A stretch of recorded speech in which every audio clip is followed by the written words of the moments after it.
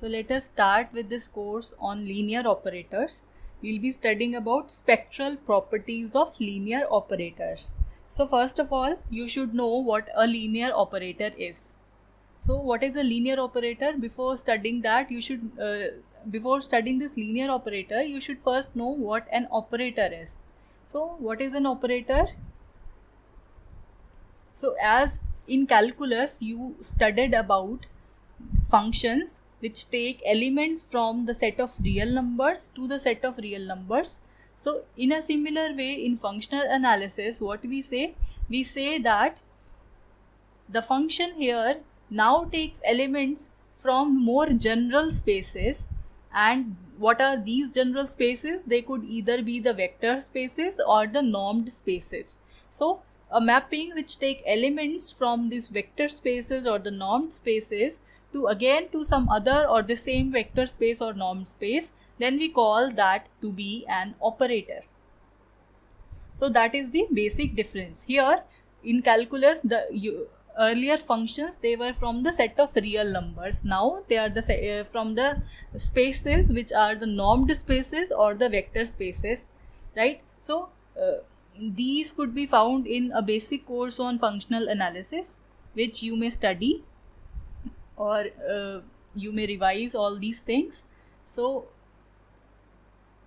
now this is the operator. So what is a linear operator? So for this operator to be linear, we have this definition which says that a linear operator, first of all, it has to be an operator, which is the operator T, such that the domain, which we represent by capital D of T, of this operator T, it should be a vector space. As I have told you, the domain should be vector space, or it should be a normed space. So it should be a vector space. And what should be the range? The range should also lie in the vector space over the same field. So how do you define a vector space? So you define some set as V, then you define two operators onto that. It could be any operators, and you take the scalars from two field from another field, right? So that is a vector space. You may recall all these concepts. So as for now, what is a linear operator? A mapping which take elements whose from the vector space, or in other words, we can say it is a domain.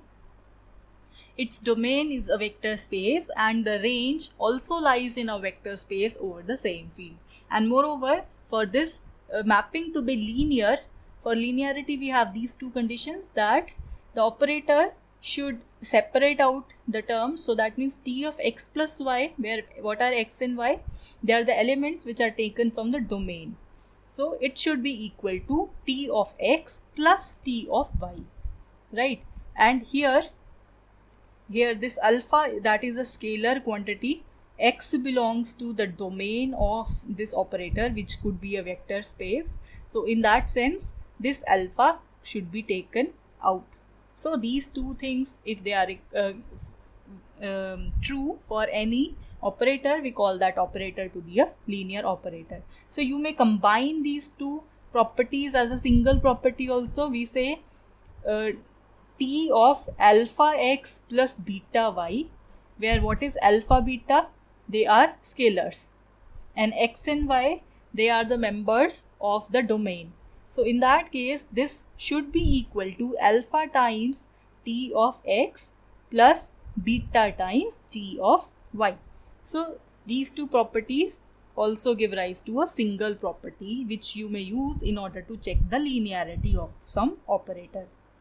Okay, so now the next important question is why we are studying this subject. So the requirement of studying this subject is that whenever we wanted to solve various problems, so in calculating the solution or in the formulation, we have several system of linear algebraic equations. So linear equations which are polynomial equations or algebraic equations. Then we in the formulation, we to encounter the changes and change in particular quantity, we have differential equations and we have integral equations. So when we wanted to solve this, we encounter various operators within it, right? So various linear and non-linear operators are present in these systems. For example, when you wanted to solve the boundary value problems, which are the partial differential equations or the ordinary differential equations, then you encounter various operators over there, which could be linear in nature and they could also be non-linear in nature depending on the problem at hand.